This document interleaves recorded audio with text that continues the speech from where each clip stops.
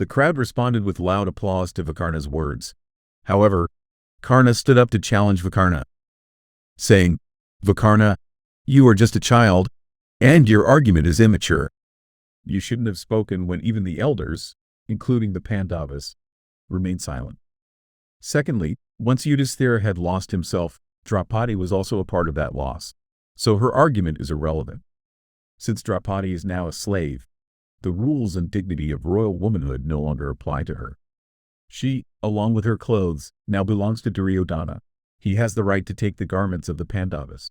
Immediately, Duryodhana ordered Dussasana to strip the clothes of both the Pandavas and Draupadi.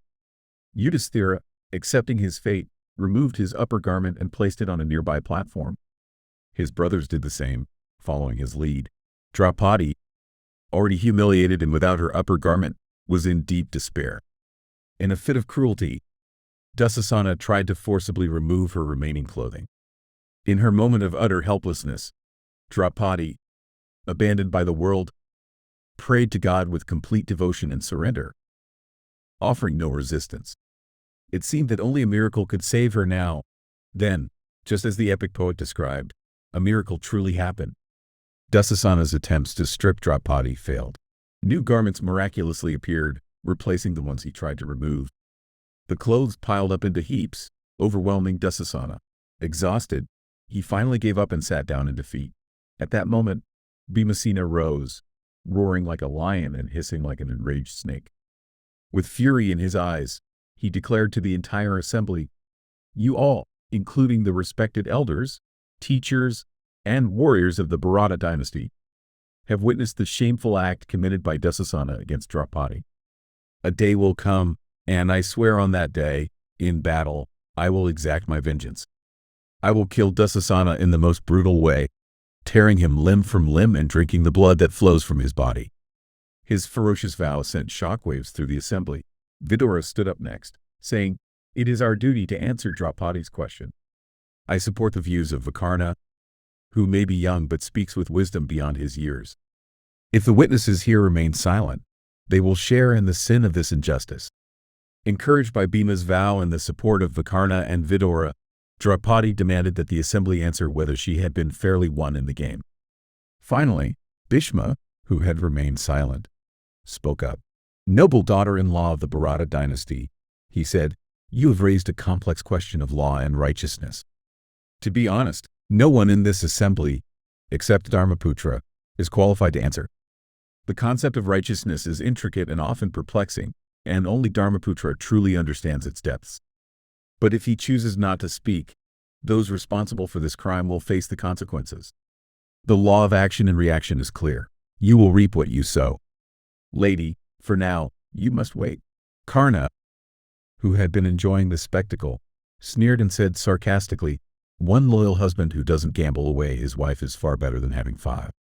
Duryodhana, watching Draupadi as she tried to appeal to the assembly's sense of justice, made silent, mocking gestures, inviting her to sit on his lap with mischievous twinkles in his eyes.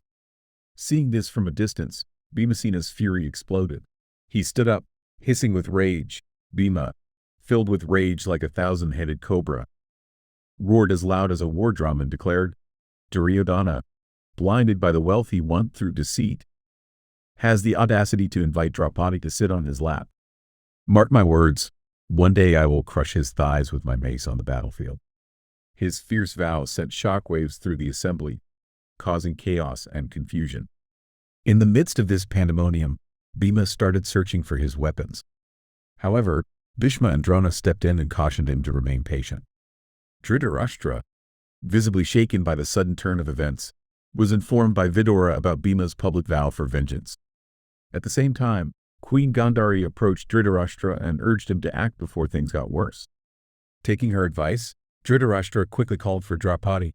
He offered her heartfelt apologies for the terrible conduct of his sons, asking for her forgiveness. "Dear daughter-in-law," he said, "you are the pride of both the Bharata and Panchala dynasties. I am deeply sorry for what has happened, and I want to make things right. Ask for any boon, and it will be yours." Draupadi, calmly regaining her composure, responded, "Honorable king, I thank you for your offer. All I ask is that you set Dharmaputra free." Dhritarashtra immediately granted her wish.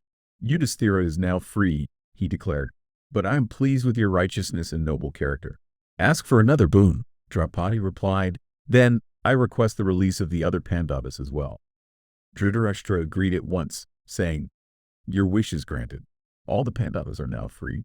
He offered Draupadi a third boon, but she graciously declined. A Kshatriya woman can ask for 2 boons, a Vaisya woman 3, and a Brahmin woman may ask for 100. I have asked enough, and I do not wish to request any more favors. Dhritarashtra, impressed by Draupadi's wisdom and restraint, was pleased. He then summoned Yudhisthira and said, Dharmaputra, you are truly deserving of your title. I am deeply sorry for what has transpired. I restore to you your kingdom and all the wealth you lost in the game of dice. I humbly ask you to forgive and forget all the wrongs committed by Duryodhana for the sake of Gandhari. The true protectors of a kingdom are not its warriors, weapons, ministers, or strategies, but righteousness. It is your sense of justice and virtue that will safeguard you always.